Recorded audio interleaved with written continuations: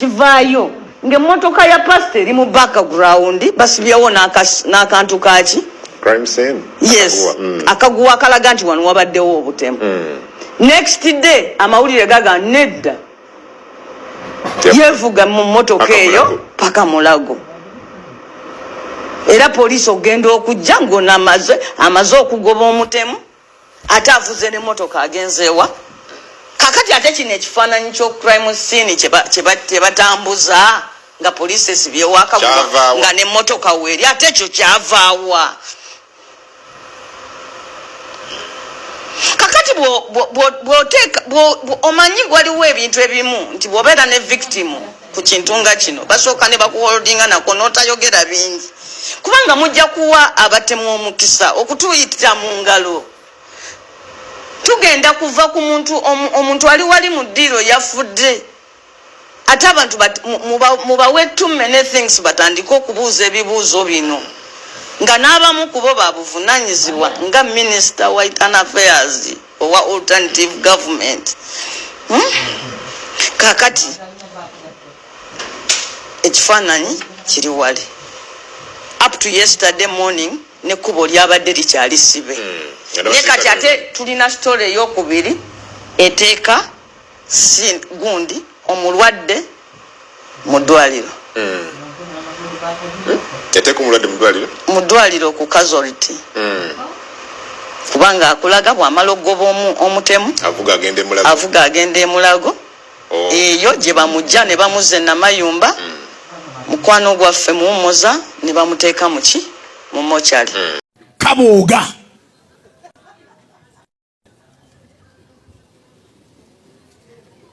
atengako bwakya ku makya ne katulimba omutemu yakagambe soko omane n'okufuka.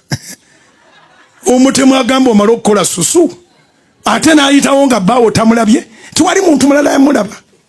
Kigamba kaliko emmandwa bwetaba mmandwa ki ekyakasanga mu kisenge analeetinga abooga mukiraba eri ku siini tena kyabadde ab'amagezi ne bakagamba naye ddala tomanyi Mulago emergency na siini tobyawula ne kaddayo mugeya nakakyasirise kajja kujjayo omutwe emizimu givaayo mu seasons. Kale singa ono abooga asirikako bandirowoozeza nti w'amagezi bw'abuniza emimwa gye bamulowooza nga mutegeevu. Gwe yeemanyi nti oli musiru sirika ffe tulowooze nti olina amagezi. Kubanga ne bw'onoogamba nti ovuma Nambooze ekisookera ddala ffe tukulaba ng'oli wanjawulo ku Nambooze. Nambooze yeetaaga kulokoka kati ate oli mu musendasenda alemere ddala okulokoka. Ekirala ekigambo okutyoboola abantu bugingo muntu ng'abantu abalala. Kubanga ffe tetuwulirangako nga Nambooze atyoboola erinnya lya bugingo. Ekirala ekigambo okutyoboola abantu bugingo muntu ng'abantu abalala. Kubanga ffe tetuwulirangako nga Nambooze atyoboola erinnya lya bugingo.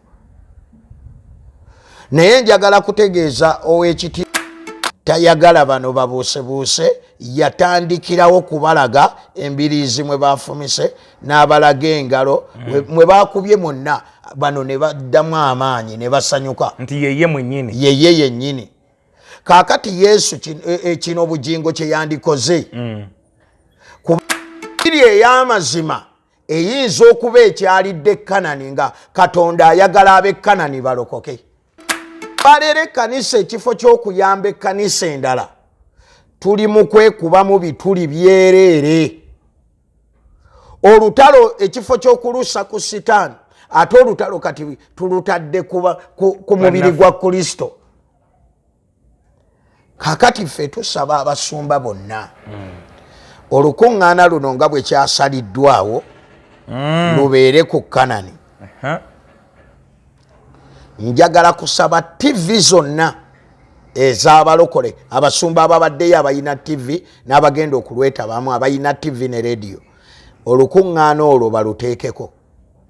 Ekyokubiri, twagala bonna baveeyo okuva ku bugingo nga beetondera omubiri gwa Kristo bye bagukoze, ate ekirala bonna batabagane obwakabaka bwa Katonda bugende mu maaso.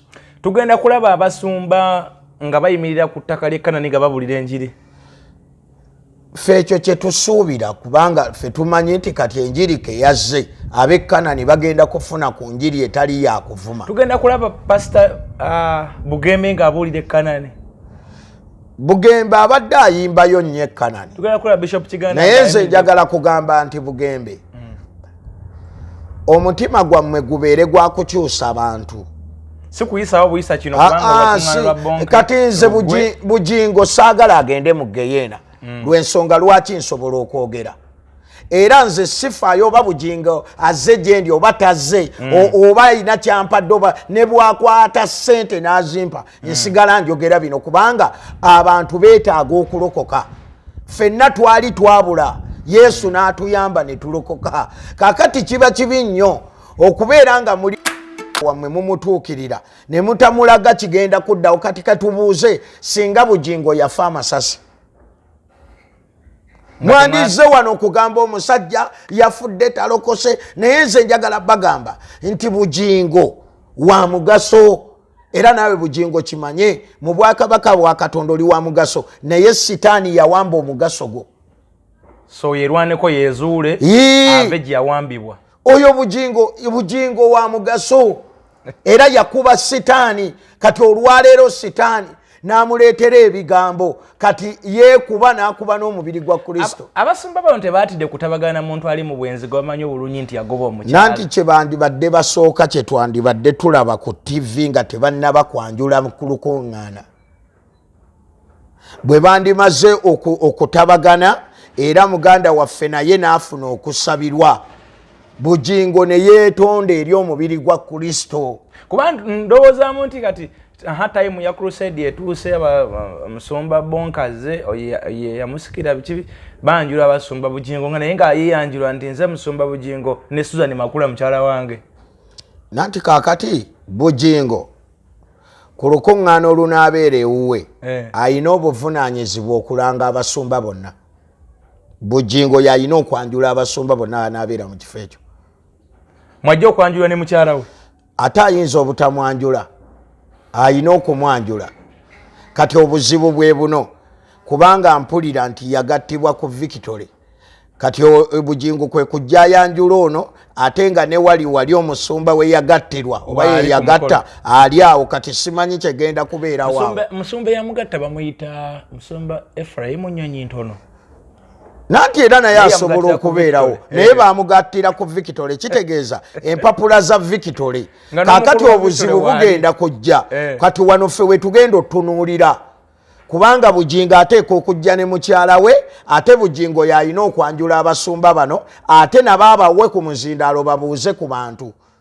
Nga n'omukulu wa Victory waali. Kaakati omukulu wa Victory awo we tugenda okulabira nti ddala amazima gagenda mufuula ow'eddembe. Olukuŋŋaana teruwambibwa amafuta g'obwenzi.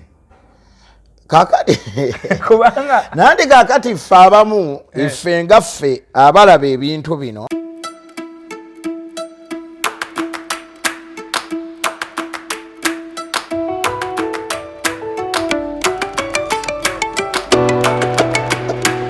engalo mukama waffe yeebazibwe nnyo. Nze muzzukulu wa Kisolo Martin Kimbe wanate nkomyewo tuddemu tunyumyenyumyemu mu nsonga zaffe ez'enjawulo.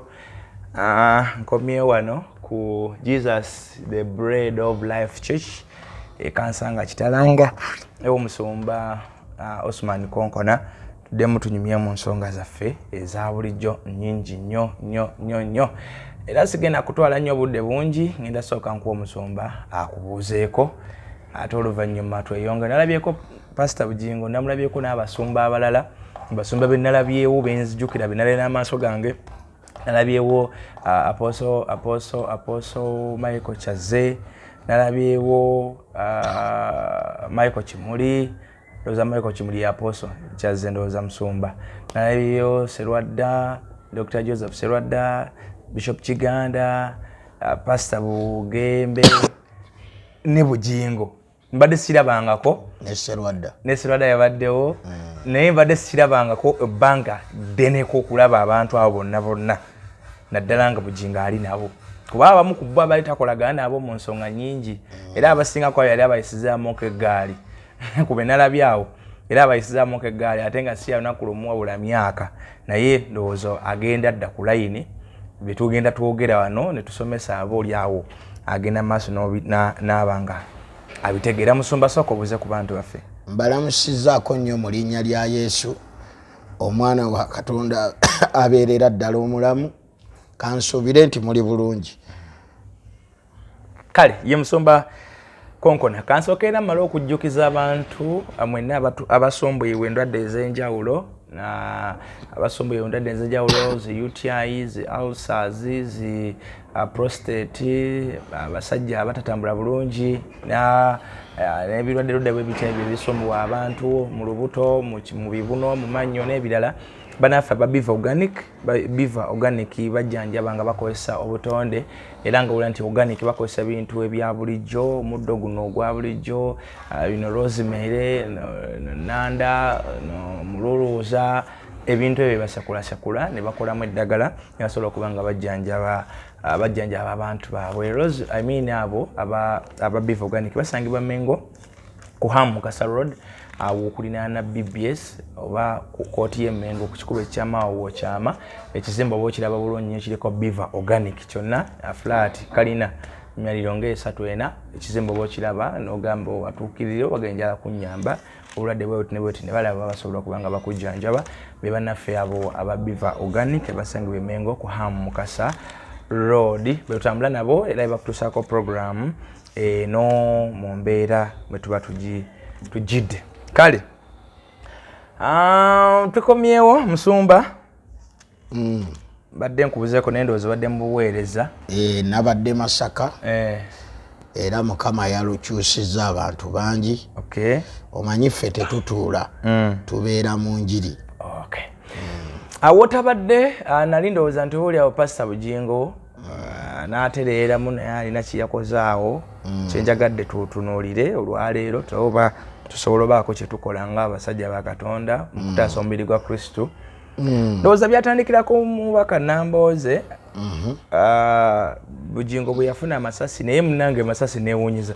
Amasasi ga Bujingo tedi n'omuntu n'omu yagakkiriza. Buli omuntu agoogerako era toduyinza singa aga Bujingo buli muntu agoogerako. Twalinde mu kulumba eri ewaloomwa gwe bakubye amasasi jjajja waabe ekika ky'endiga.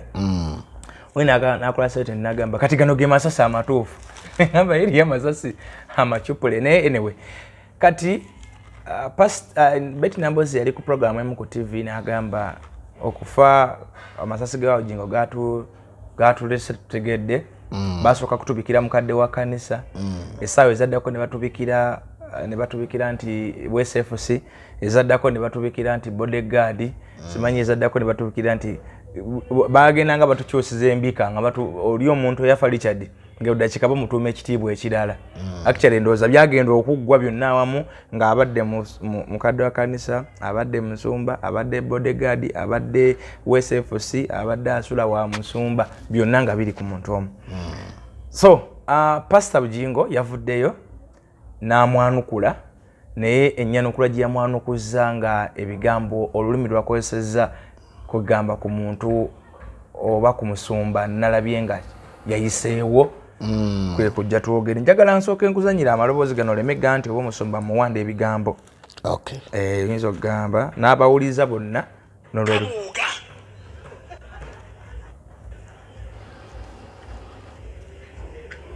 ate ngako bwakya ku makya ne katulimba ng'omutemu yakagambye sooka omale n'okufuka omutemu agamba omala okukola susu ate n'ayitawo nga baawo tamulabye tiwali muntu mulala yamulaba kigamba kaliko emmandwa bwetaba mmandwa kyekyakasanga mu kisenge kanaleetinga abooga mukiraba eri ku siini tena kyabadde ab'amagezi ne bakagamba naye ddala ddala tomanyi mulago imajensi na siini tobyawula nekaddayo emugeye nakakyasirise kajja kujjayo omutwe emizimu givaayo mu seasons kale singa ono aboogaboga asirikako bandirowoozeza nti w'amagezi bw'abuniza emimwa gye bamulowooza nga mutegeevu. Tutandikira awo Musumba. Ebigambo obiwulidde? Ebigambo mbiwulidde. Njagala kwebaza Katonda ku lwa puroguraamu eno. Ate weebala okumpa omukisa okwogerako eri ensi yonna kubanga puroguraamu eno ewulirizibwa ensi yonna. Naye ebigambo byange bye ŋŋenda okwogera ŋŋenda era byesigamya ku byawandiikibwa. Nti Bujingo ekintu kimu kye yeerabidde nti Nambooze talokokangako wabula Nambooze yeetaaga kulokoka. Era ng'ebigambo ebyandibadde biva mu Bujingo byandibadde bisendasenda Nambooze okulokoka. Kwegamba Nambooze n'alokoka n'amanya Katonda awunya amasasi bw'aba afaanana. Ekyokubiri nti Nambooze bw'aba yavaayo n'atulimba nti yalumbiddwa abatemu. Ate Bujingo gwe omusumba toweetaaga kuvaayo kulimba nsi nti bakkubya amasasi. Olira bulungi? Kubanga ensobi eri wano. Bujingo yagamba nti yawulira eddoboozi ne limugamba kkirira wansi ng'eno amasasi bwe ganyooka. Ontegeera bulungi? Kaakati n'atugamba nti amasasi 3 ge gaamukuba mu mugongo. Kati nga Bujingo kubanga ye wa musana ekintu kyandibadde kyangu nnyo. Bujingo abantu baba baagala kulaba biwundu. Yesu Kristo yalaga ebiwundu.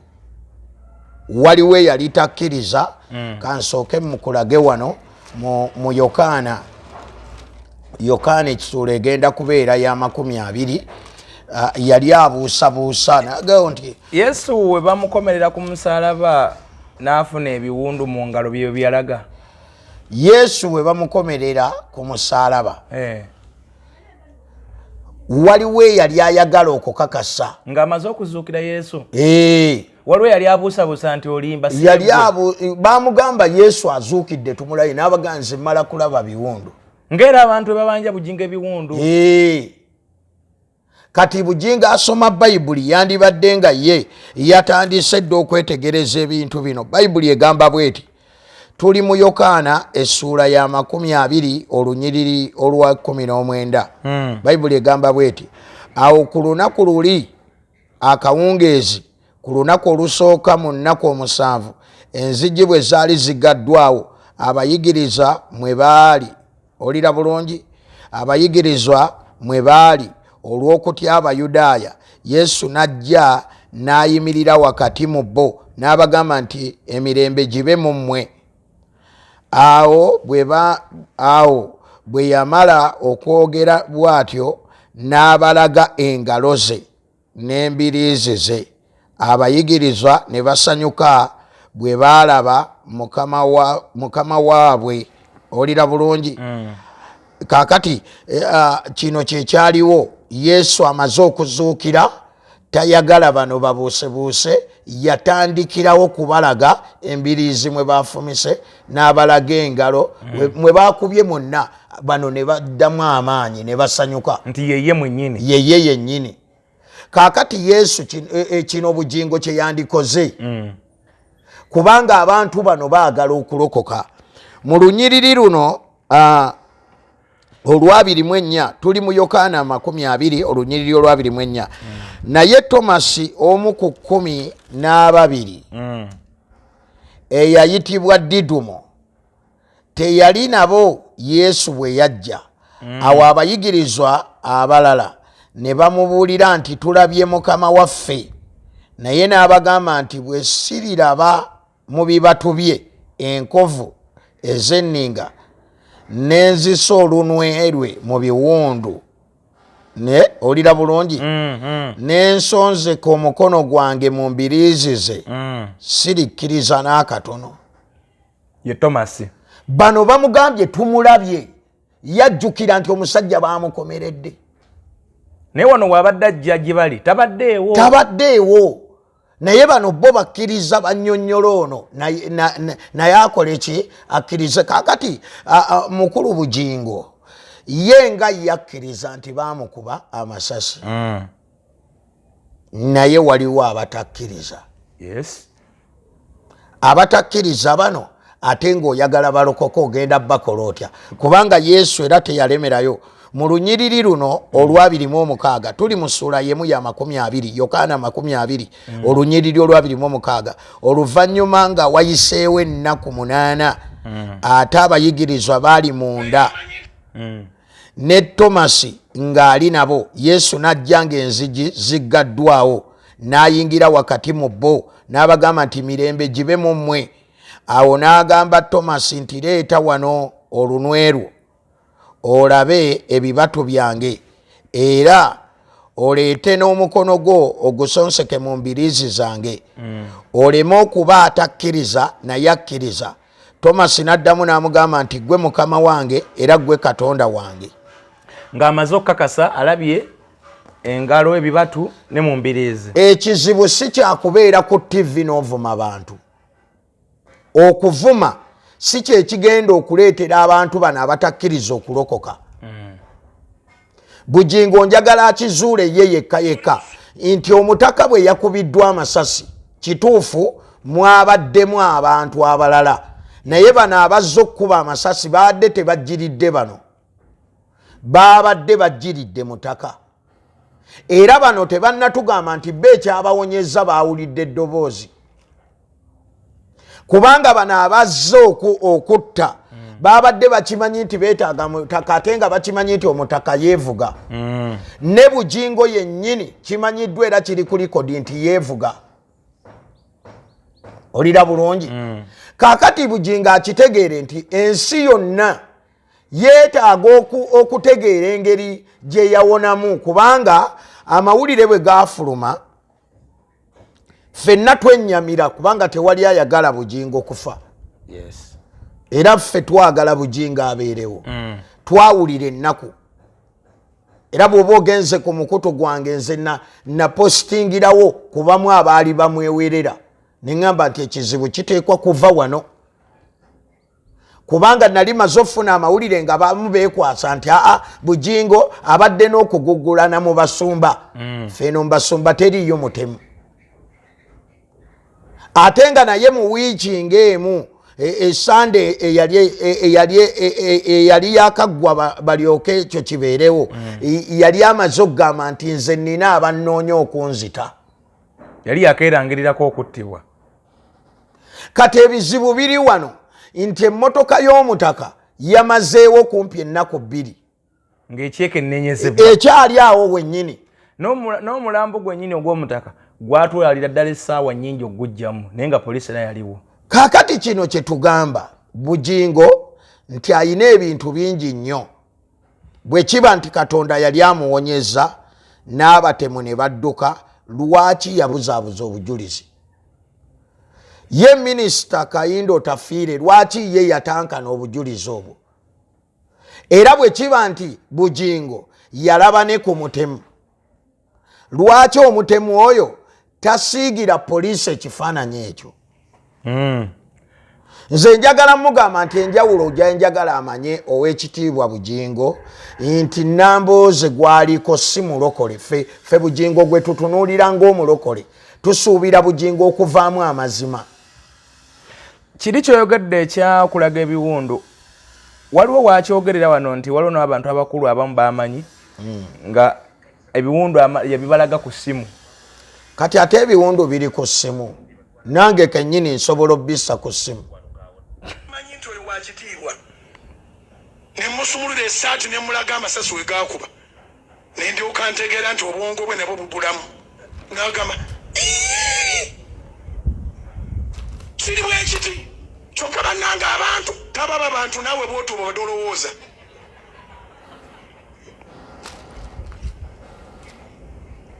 nga wakitiibwa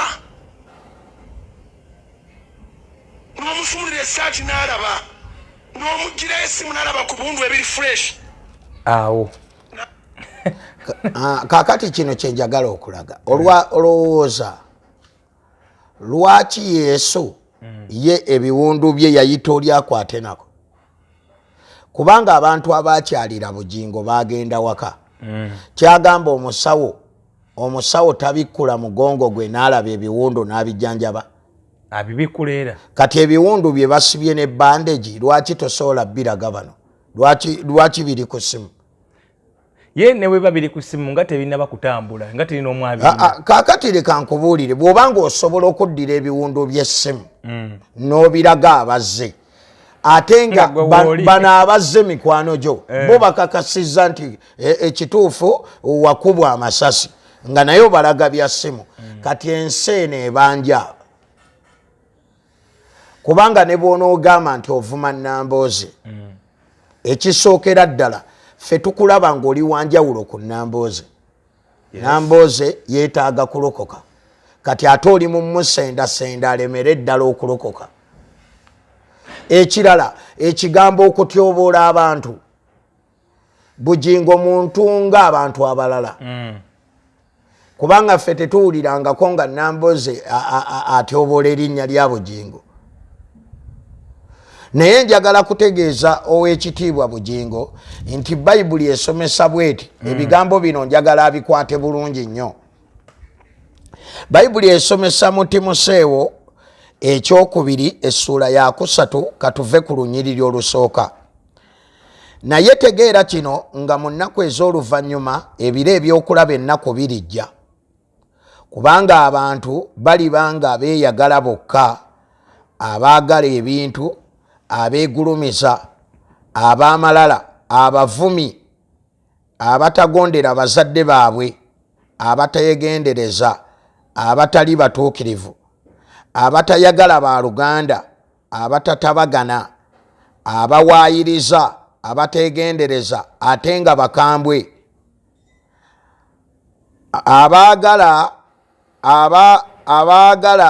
abataagala bulungi ab'enkwe abakakanyavu abeegulumiza abaagala essanyu okusinga Katonda nga balina ekifaananyi eky'okutya Katonda naye nga beegaana amaanyi ge era n'abo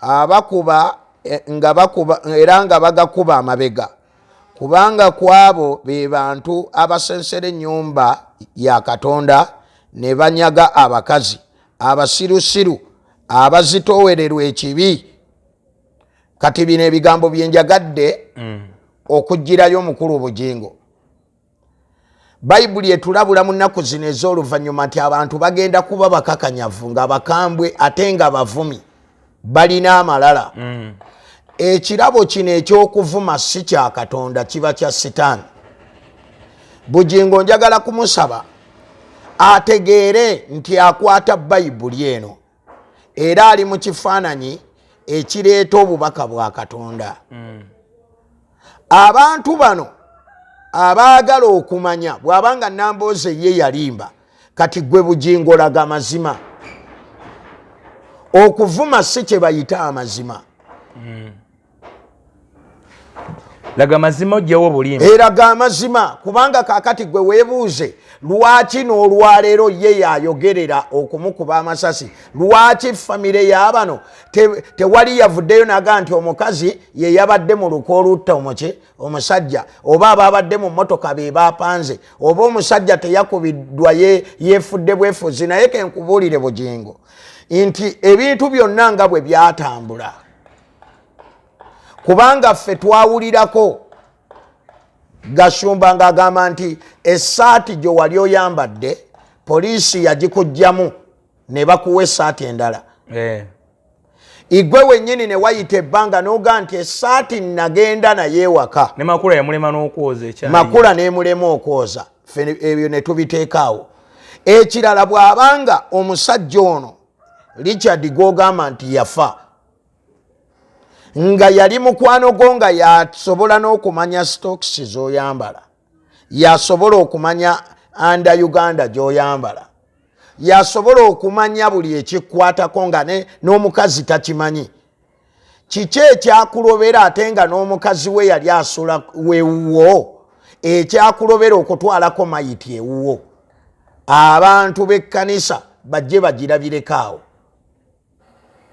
Ekintu ekirala, era kiki ekyakulobera kale okubanga omuntu ono yali mukadde wa kkanisa muweereza, kiki ekyakulobera okuleetako mayiti ku Kanani oba kale ku woofiisi za leediyo kubanga waliwo olujja. Kaakati ebintu ebimu Bugingo nga tananenya abantu balala kubyogerako yennyini asooka atereeze. Gwe wennyini weetereze kubanga gwe tukulabira mu kifaananyi kirala ne bali boolumbagana balina ekifaananyi kirala. Nambooze tabeerangako musumba. Oyogedde ekigambo ekyo ekya Nambooze nti Nambooze si mulokole era omusumba wabanga bwakumuddamu alina kumuwa amawulire gayinza mwagazisa bulokole. Wenkubuuliza ekibuuzo nti omusumba olina kukwata oba omuweereza wa Katonda omuntu natali mulokole bamukwata batya? Kakati ekisookera ddala Bayibuli etusomesa nti enjiri ya Mukama waffe mawulire malungi.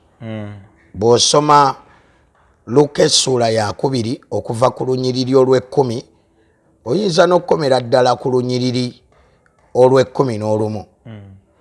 Bayibuli egamba nti malayika najja gye bali n'abagaa nti temutya, laba mbaleetedde ebigambo eby'essanyu eririba eri abantu bonna kubanga Kristo Yesu azaaliddwa mu kibuga kya Dawudi. Amawulire agakwata ku Yesu ga ssanyu. Yes. Kaakati nze kye nandirowoozezza nti abantu bano abatali balokole twava dda nga bagamba nti tujjako amataala mu overnight prayer. Bajja boogera ebigambo bingi naye ffe tetwetaaga kuyomba nabo, naye gwe kwe kubalaga amazima. Obanga Yesu yasobola okulaga oli eyali abuusabuusa ebiwundu, naawe Bugingo kyo wandikoze. Okudda ku TV n'ovuma abantu, nze ndowooza ate oba kulaga biwundu ate bandisirise bano aboogera. Ekisirisa ensi yonna ye kulaga biwundu. Ate kati takyayinza biraga kubanga kati agenda bijjawa. Nkovu kati enkovu Bugingo yalundako ku nte bw'aba yali mu kisaka n'agwa n'anuubuka. Kati waliwo ebintu byatakyayinza tulaga. Ng'atulaga enkovu z'omutonde. Wano waliwo omusajja omu yafa. Naye buli lwe yayogeranga yalaganga eriiso. Yayambalanga gaalubindi. Naye yajjangako gaalubindi n'alaga eriiso n'agaa mulabe lino eriiso essasi nze lyampitamu temunzannyirako. Oba otegeera ebigambo bye njogerako. Kaakati lwaki yalaga? Waliwo omusajja omulala Genero Mulamba, ye nno yalina n'abakuumi era omukuumi we yakola nnyo. Olira bulungi? Kaakati baamukuba amasasi. Emmotoka ye nno yabeererawo ddala. Naye omusajja ono ng'omusaayi gumuyitamu. Kati Bugingo gwe twakasooka okulaba n'afuna amasasi ne bamukuba amasasi 3 essaati n'erema okuvaamu ku musaayi kwegamba ye enkyana tumulaba ne ku mulimu ende emmotoka ye n'ekwekebwa. Lwaki eyo ono teyakwekeddwa? Ekyo naye Bugingo akyebuuze.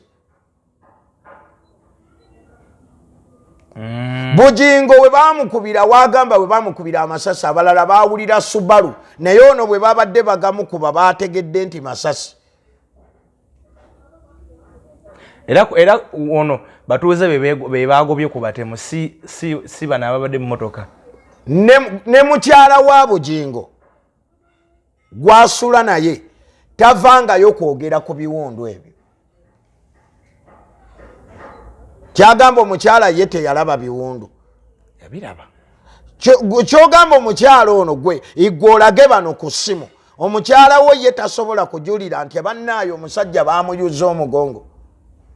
ne amabwa gaagano gwoyagala kuŋŋamba nti kasookanga bujinga ekizibu kibeerawo oyo omukyala talinnyangako katuuti ne bino byabadde nga ennaku ezo mu misomo gyabaddemu abaddenga katuuti egyo gyabasenga gyabaddengako kakati nze njagala kusaba ow'ekitiibwa Bugingo ne TV ne enjiri eno ey'okuvuma abantu si ya Katonda.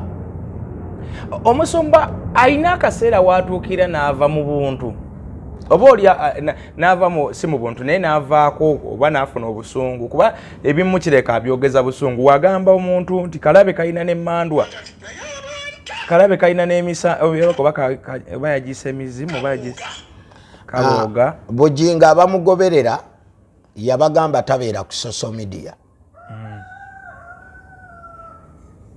Ebigambo ebyo yabijjewa ebyokubooga atengako bwatya ku makya ne katulimba ng'omutemu yakagamba esooka omale n'okufuka omutemu agamba omale okukola susu ate n'ayitawo nga bbaawo tamulabye tiwali muntu mulala yamulaba kyegamba kaliko emmandwa bwetaba mmandwa kyekyaka kaliko emmandwa kale kugamba okulengeza omuntu ku leve yakka nati kaakati bw'abanga aliko emmandwa Bugingo ng'asobola okusabira abantu n'abali ebweru w'eggwanga lwaki mu kifo ky'okumuvuma emmandwa lwaki tagigoba bugobi kubanga oli yeetaaga kulokoka igwe Bugingo oliko omwoyo lwaki toyamba omuntu oyo. Ekyokubiri nti ffe tukimanyi bulungi nnyo nti ebyobufuzi data game eyo tugimanyi olira bulungi naye ate ffe kyetumanyi nti obwakabaka bwa Katonda si data game. Kati omusumba yenna akulembera ekkanisa ate tosobola kuyimirira ku katuuti kuvuma abantu okuggyako okubawa ekigambo kya Katonda ekibakyusa okudda eri Katonda. Bugingo bwe yali atandika obuweereza obwo buli lwe yamalirizanga yayita abalokoka. Kati kembuuze bw'omala okuvuma Nambooze kati abantu balokoka kuyingira Nambooze kubanga Nambooze si Bayibuli ate etanagambako nti mulokole okuggyako nga Bugingo atugamba nti Bayibuli gy'alina kati nga ye Nambooze. Nambooze si ye Kristo Yesu tatwala bantu mu ggulu talokokangako si mulokole n'ebyobulokole tabimanyi. Ate ekineewuunyisa nti avuma ekkanisa n'avuma abasumba n'avuma abalokole ate Bugingo ye mukwano gwe Gashumba atali wa kanisa kubanga Nambooze tavumangako ku basumba. Nambooze yeemulugunyanga ffe kubanga kati gwe weebuuze gwe bakubye amasasi 3 ate ojjawo amaanyi agavuga emmotoka. Omusaayi guli mu kuggwamu gwomanyi omusaayi nga gukuggwamu noyita ku poliisi eziri awo noyita ku bulwaliro obuli awo noweevuga mpaka Mulago ng'omusaayi gukyakulimu. enkya ne tukulaba nga ate gwe akulembedde emikolo gyonna. Nze kino kye njagala okusaba abantu abalinga Bugingo nti bwe kiba nti ekitiibwa kya Katonda kibaweddeko kyandibadde kirungi muwummulemu okwo muddeyo munoonye Mukama osobole okujja n'ekigambo kya Katonda. Oba si kyekyo njagala kusaba Bugingo addeyo mu njiri ye yasooka asooka agiwulirize addire n'enjiri eno addemu agiwulirize kigenda kumuyamba okudda eri Katonda. Olina akantu koyogedde awo nti basooke bastepingeko back. Omusumba akkirizibwa okusooka okuyiddako ebbali n'asooka ddamu n'apiikinga amaanyi buto kiri mu Bayibuli oba? Kakati ekisookera ddala Bayibuli etusomesa bulungi kandabewo naye Bayibuli etusomesa bulungi nti Yesu abayigirizwa bwe bajja gyali olira bulungi nga bava okubuulira enjiri Yesu n'abagamba katulusome wano Luka essula egenda kubeera ya 6 olunyiriri olwa 3. Abatume ne bakuŋŋaanira awali Yesu ne bamubuulira ebigambo byonna bye baakola. Tuli mu Makko essula ya 6 olunyiriri olwa 3. Yes. Abatume ne bakuŋŋaanira awali Yesu ne bamubuulira ebigambo byonna bye baakola ne bye baayigiriza. Yesu n'abagamba nti mujje mmwe mwekka mu kyama mu kifo etali bantu muwummuleko. Mujje mwekka mu kyama. Ku bigambo bye baagamba Yesu yalabanga kati ekyetaagisa kuwummulako. So kiri bibiriko. Ekya Bayibuli osobola okuwummulako ekkanisa ya Kristo. Kati kembuuza ekibuuzo, singa bugingo tugambe baamukubira ddala amasasi ne gamukosa, tafudde naye gamukosezza n'abeera ku kitanda, ekkanisa yali tegenda mu maaso? Erina okugenda mu maaso. Oba singa bukya, kubanga tuli bantu, ne bukya oba oli mu kutambula n'ofuna accident nga kikwetaagisa kubeera mu ddwaliro, oba tugambe kumala mwezi, kyetutaagala kikubeereko, naye in case kibaddewo, kyogamba bugingo ekkanisa eba tetambula? Ya bugingo eyinza okuba enzibu kubeera kati teriimu bantu balala, teriimu bantu bategese. Kakati kino kyetwagala okugamba nti bugingo oswaza ekkanisa ya Kristo, oswaza omubiri gwa Kristo, oswaza obwakabaka bwa Katonda, oswaza Yesu Kristo. Musumba, nalabyeko bugingo mu basumba balina olukuŋŋaana oluteekebwateekebwa ku Crusade ndowooza zigenda tambula Uganda yonna. Namulabyemu mu basumba abo era nasanyuse nnyo. Naye mu basumba be namulabye nabo tebasobola kutuula ne bamugamba nti naye yadde twazze okukolagana ewamu kwena ensonga otambula bubi. Waliwo ebintu bingi. Oba olulabye olukuŋŋaana olwo babadde mu press conference oba lwabye. Actually ndowooza akakyalo Bangala Mindi lwe mulundi gw'ogwassa okulaba bugingo ng'atabaganye n'abasumba abasukka mu 4. Waliwo ebintu bya mirundi ebiri bye nnyinza okwogerako oba 3. Ekisookera ddala kyandaze nti ebintu bugingo byakola abasumba bano bakkiriziganya nabyo. Bano ababadde naye si kindi nga be bamuwa n'amaanyi okubikola. Ye lwaki ogedde bwoti? Omanyi lwaki? Lwaki? Bugingo bwe yafuna ekizibu kyagamba nti baamukuba amasasi, abo bonna abasumba bowalabye tewali yagendayo mulambula. Bonna be yabadde nabo bonna nga bwe babadde okwo tekuli yagendayo, tekuli yalinnyayo. Omusajja yalaaja na ku leediyo ne ku TV ye n'agamba abasumba ne wabulayo n'omwajja. Yes, dengeza. Kakati mba neewuunya mu gundi yeemu ng'omusajja afunye ekizibu kyagamba nti baamukuba amasasi ne mugaana okugenda ne mugaana okulinnyayo. Mwasinzidde ku ky'okuwandiika invitation eyabadde emuyita. Enkeera ne neewuunya engeri gye mwakwataganyeemu ne musisinkana.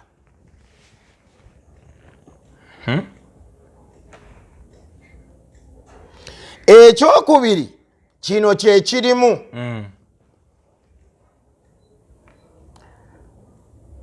Kubanga kye nategedde nti waliwo olukuŋŋaana olujja olwa Bonke. Waliwo omusajja gwe eyamusikira. Kaakati omusajja oyo akyatwaza enjiri ya Bonke mu maaso. Kubanga gwe yalonda bamuyita Kolenda. Kaakati awo nga Bonke tannaba kufa ye yasooka okukolawo olukuŋŋaana olunene. Naye kye nasinze okwewuunya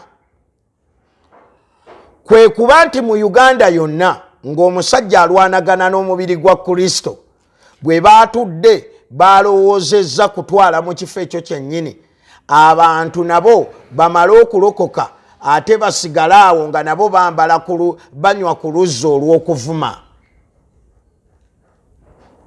oluzzi oluweebuula ekkanisa olukuŋŋaana lwalondeddwa lugenda kubeera ku kanisa ye lwalondeddwawo ku luseedi bagenda gireeta awo naye ate mu ngeri endala mulimu ebintu bibiri nti enjiri ey'amazima eyinza okuba ekyalidde Kanani nga Katonda ayagala ab'e Kanani balokoke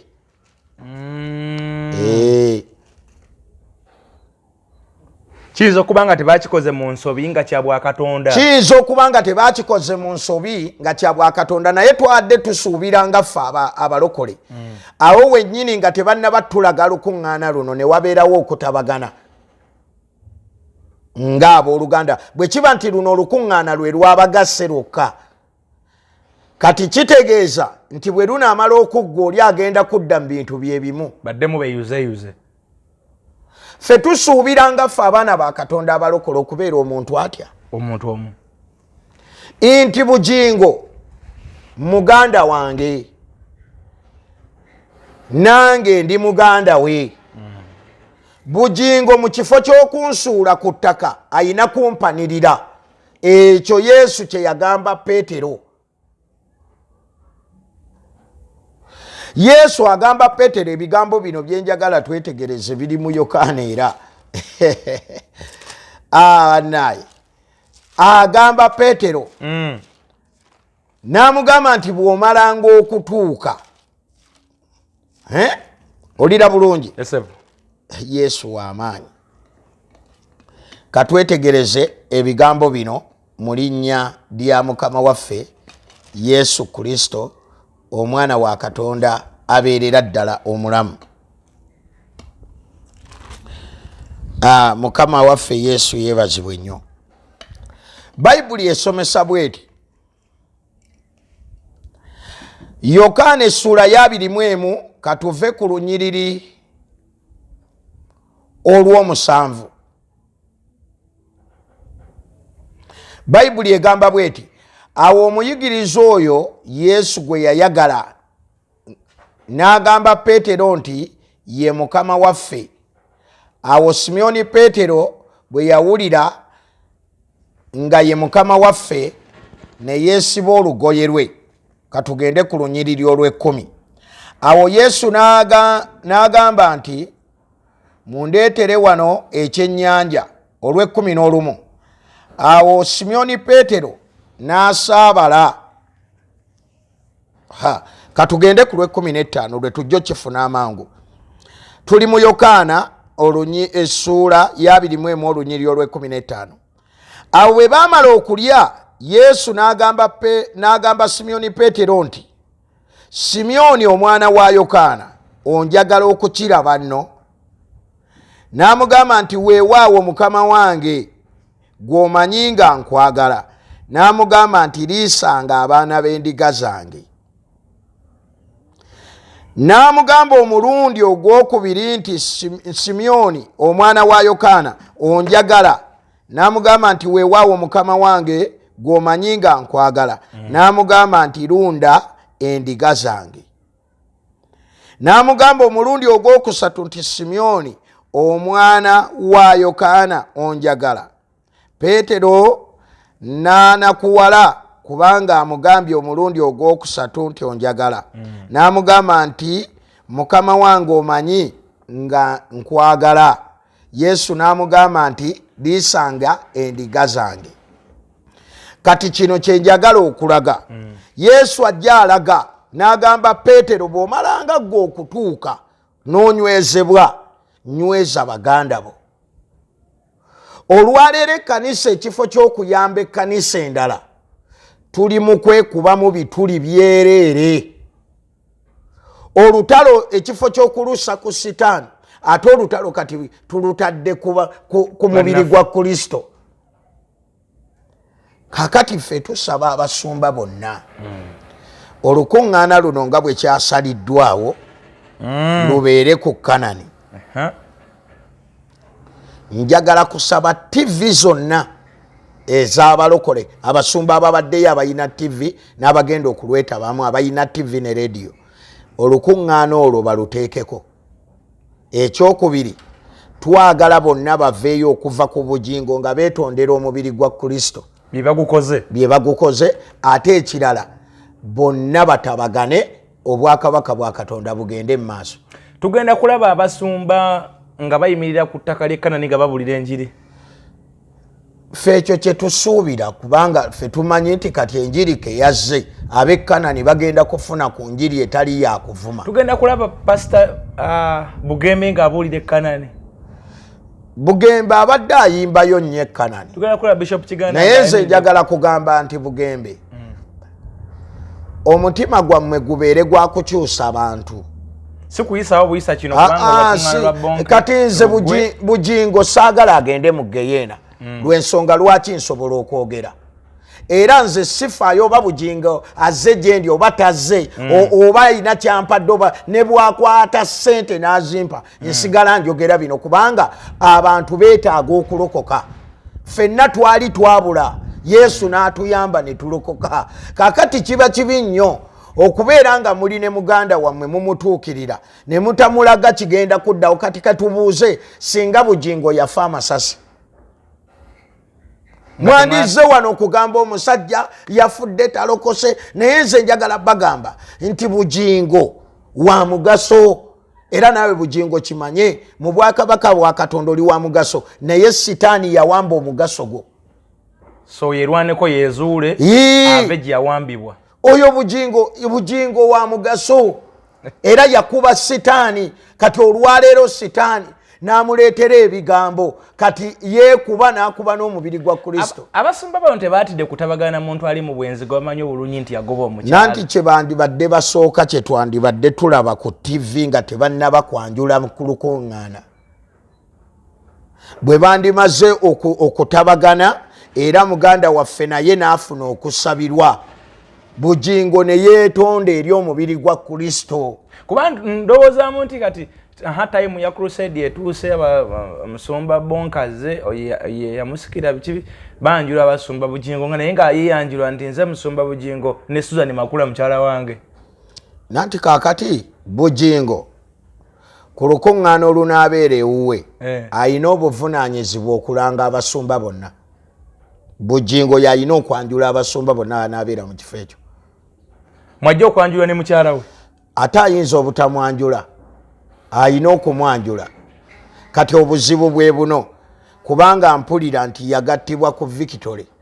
Kati bugingo kwe kujja ayanjula ono ate nga ne wali omusumba we yagattirwa oba ye yagatta ali awo. Kati simanyi kyegenda kubeerawo awo. Musumba yamugatta bamuyita musumba Ephraim Nnyonyi Ntono.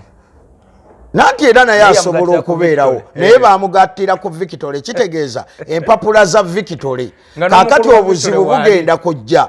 Kati wano ffe we tugenda otunuulira kubanga bugingo ateeka okujja ne mukyala we ate bugingo yalina okwanjula abasumba bano ate nabo abawe ku muzindaalo babuuze ku bantu. Nga n'omukulu wa Victory waali. Kaakati omukulu wa Victory awo we tugenda okulabira nti ddala amazima gagenda mufuula ow'eddembe. Olukuŋŋaana teruwambibwa amafuta g'obwenzi. Kaakati kubanga nanti kaakati ffe abamu ife nga ffe abalaba ebintu bino nti nga tebannaba kulanga lukuŋŋaana luno ekyadde kirina okusooka kwe kutabagana kubanga olukuŋŋaana luno olwabagassaawo lulaga nti tulina okubeera omuntu omu. Bugingo talina kubeera yekka newankubadde ayina abantu batuuza akimanye nti n'abalala babatuuza. Enkuŋŋaana zakuba n'abalala bazikuba naye okweweebuula si kyekikulu. Kati essaawa eno nga tebannalanga lukuŋŋaana ekyabadde kisooka mu mawulire kwabadde kutabagana na kwetonda. Mu lulinde bannange olukuŋŋaana lugenda kujja lwalonderwa lugenda kutuula wa bugingo ku Kanani naye tulina ebintu bye tulinza okulaba mu lukuŋŋaana olwo. Tulina ebintu bye tulinze musumba. Tulina ebibuuzo by'abantu wano. Twagamba tunaamalanga okusomesa nga tuddamuko ku bibuuzo nga tufundikira. Okusinziira ku interview gye twasemba okuba nayo abantu bangi wano bakwebaza. Nora yagamba he is a false teacher because the Bible declared that he will see them by their teachings and action. Pastor Konkona in the house bampa katebe siraba mwana asala mu maaso. I love this pastor banange. No Daniel Lubega Pastor Konkona simbula ebyawandiikibwa peni njifunye golole ensobi naye mutandike essomero ly'okuyiga ebyawandiikibwa ku YouTube. Abasomba basusse okulimba abantu simbula embalaasi. Question Kyomugisha Collins abuuza, what if it is the woman leaving her home and the husband totally refusing reconciliation? What should the man do in this case? Kati ono ekibuuzo kyo kiri wali osomesa ku bwenzi nti kati nga mu scenario ya bujingo nti yava mu maka ge n'atambula n'agenda giyagenda n'atandika okukolayo obwenzi ng'alina akazigo mwe yabeeranga ne makula na biki n'atabagana na mukyala we mukadde.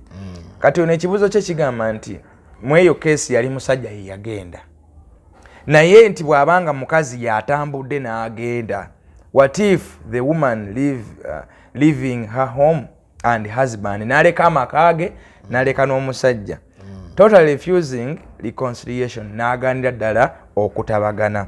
What should a man do in this case? Omusajja mweye embeera akola atya? Ekisookera ddala katwetegereze ebyawandiikibwa. Katugende mu kitabo kya Makko essuula egenda kubeera ey'ekkumi olunyiriri olw'ekkumi n'olumu n'olw'ekkumi n'ebbiri. Bayibuli egamba bw'eti, Yesu n'abagamba nti buli muntu yenna anaagobanga mukazi we n'awasa omulala ng'ayenze okumusobya, naye yennyini bw'anobanga ewa bba n'afumbirwa ewalala ng'ayenze. Naye yennyini bw'anobanga ewa bba. So kyekibuuzo kyo kino. Kaakati sisita kino kye ŋŋenda okwogera naye bwe nti ffe Bayibuli eno gye tukkiriza. Alabika musajja Kyomugisha Collins. Mugisha ansonyiwe ow'ekitiibwa Kyomugisha Collins. Nsanyuse nnyo olw'ekibuuzo ekyo. Kaakati singa omukazi yagenda n'aleka amaka n'aleka n'ebbaawo n'agenda, ekisookera ddala nti tulina kye tuyita okusaba n'okubuuza Mukama. Nze kye nandirowoozezza mu mutima gwange kwe kubuuza Katonda ki ekiddako, kubanga asobola okgenda ate n'akomawo.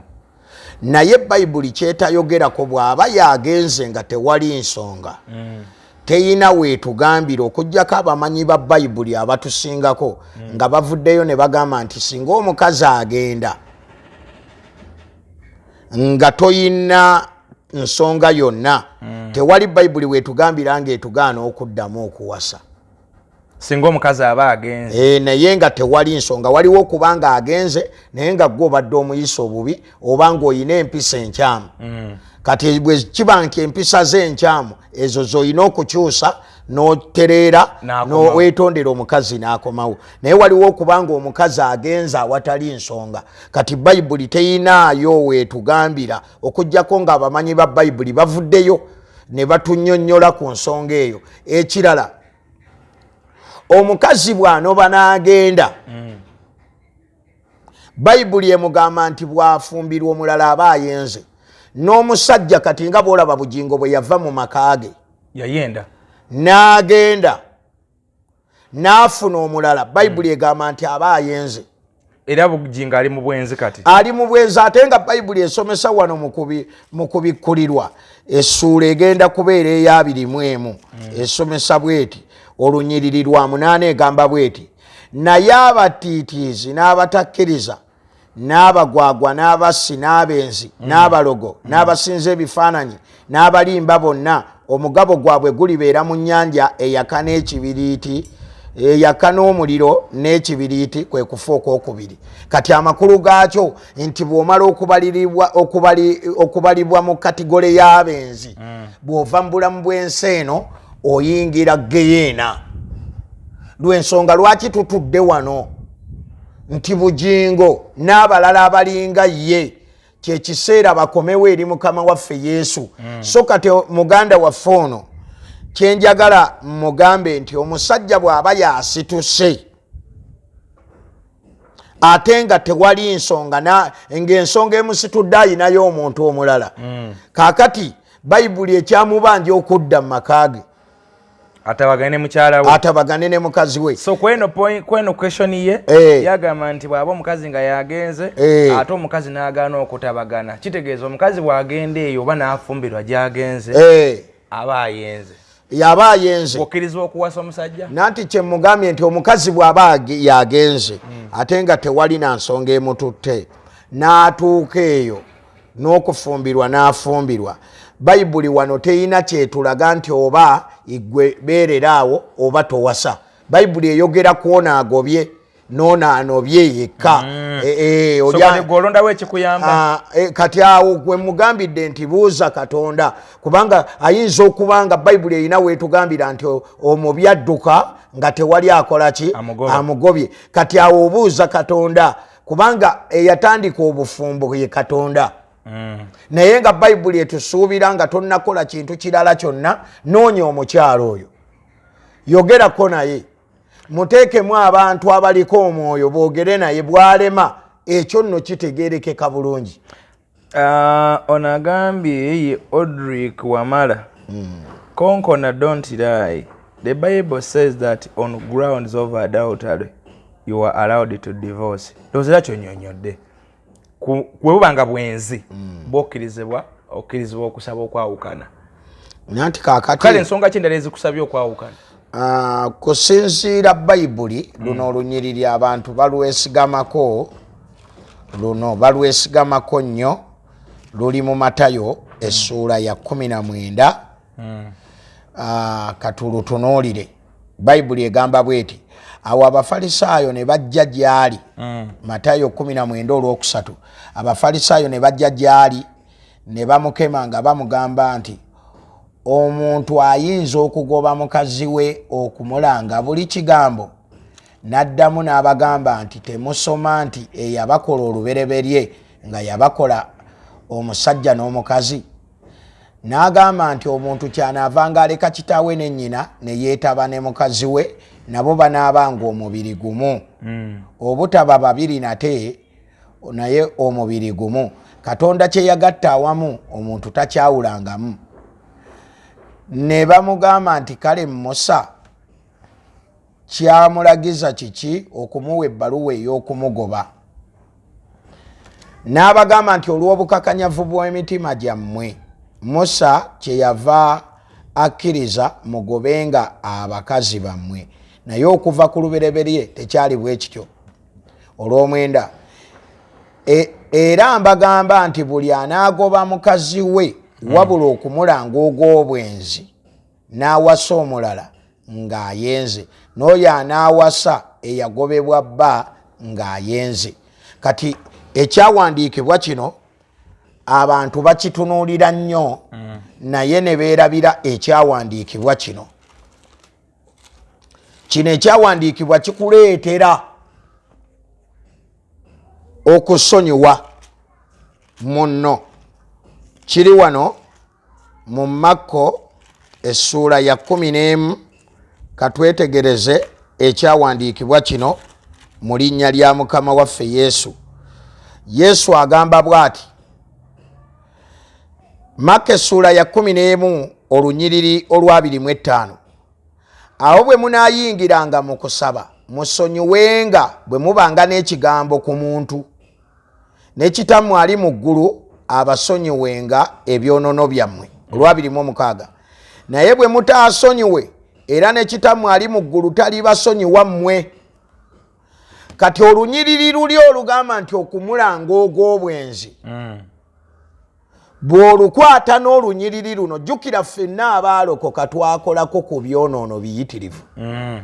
kati ye Yesu agamba nti bw'oyingira nga tonnaba kuyingira mu kusaba sooka osonyiwe buli gw'olinako ensonga mukazi wo wamukwatidde mu bwenzi oba bbaawo kati yo bayibuli egamba sooka okole ki omusonyiwe kubanga bw'otaamusonyiwe naawe togenda kusonyiyibwa bibi byo byonna amakulu gaakyo eggulu lyerabire.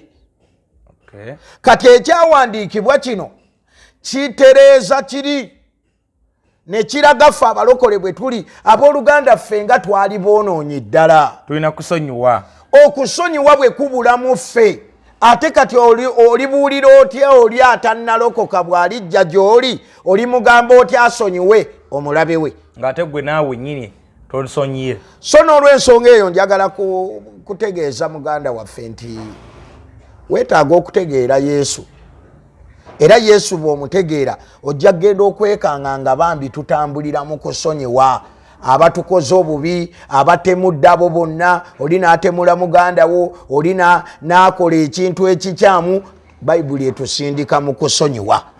Nagambye Jehovah Pastor Konkona God trained you as a tool and his mouthpiece for time as this. Please do not look back but continue to teach.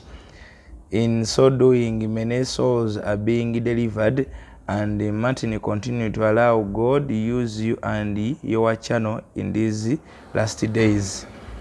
Nti Pastor webale nnyo Katonda yakutraininga okozese obere akamwake eri ensi era emyo mingi gigenda kununulwa naddala mu biseera bino ebyakazigizigi togwa amaanyi todda mabega sigala ng'ogenda mu maaso. Nagambye Bujingo knows the truth. Maria Muchiria Bujingo knows the truth talina kyatamanyi ti Bujingo byonna abimanyi. Waliwo okumanya waliwo n'okutegeera kakati nsobola okuba nga nkumanyi naye nga sikutegeera ontegeera bulungi era ne bakumbuuzaako ebikwatako naye bagamba mumanyi naye simutegeera olera bulungi. Kati Bujingo akimanyi nti omuntu bw'afa nga talokose agenda mu geyeena era nga n'oli atannalokoka bw'akimanyi nti bw'aba talokose wa geyeena naye kiki ekisendasenda Bujingo okumujja ku mazima. Kati bayibuli esomesa bweti sisita kyayina okwetegereza mu maanyi ag'omwoyo omutukuvu. Timoseewo ekisooka essula ya 5 olunyiriri lwa 15 kubanga waliwo kaakano abakyuka okugoberera sitaani abantu bava buvi ku mazima baba bagamanyi ne bakyuka ne bagoberera sitaani. Kyova olaba nti eno enjiri bayibuli egyo esomesaako nti kitala kisala eruuyi n'eruuyi era enjiri teriiko nti ono wakitiibwa nnyo ono wakitiibwa nnyo. Kyova olaba nti ffenna nga bw'otulaba ku nsi twazaalibwa buzaalibwa era ffenna ku nsi tugenda kuvaamu mu ngeri y'emu tulina omugabo gwe gumu ku nsi era ffenna bayibuli egamba tugenda kwesimba mu maaso ga Mukama waffe Yesu walisalira omusango. Kaakati ono muganda waffe njagala kumutegeeza nti Bujingo amanyi naye ebintu bino yabivaako mu bugenderevu. Alright, kale banange njagala okwongera okwebaza mwebale nnyo abatufollowinga buli tuteekayo ne mujja speed mwebale nnyo mwebale ddala ate n'okwongerayo enjiri eno ne mugitambuza eri amawanga amalala eri abantu abate bakategedde. Nkwano gwaffe Nalongo e Canada atwagala nnyo nnyo yatubuuza ebibuuzo bingi atubuuza ebibuuzo bingi nnyo era ebyo tubiddamu mpola mpola n'abala mwenna abatufollowinga. Musumba ekisembayo abantu bano basabire kusaala. Abantu bano mbasabira mu linnya erya Yesu Katonda abakola obulungi obutagambika era nsaba Katonda abanyweze mu kigambo kye. Leero oli mulamu enkya toli mulamu naye ekisinga obukulu nsaba Yesu akunyweze mu kigambo kye onywezebwe mu bulokozi muleme okusagaasagana. Katonda abawonye endwadde, Katonda abanyweze, Katonda abayimuse, Katonda abakola obulungi obutagambika mu linnya lya Yesu.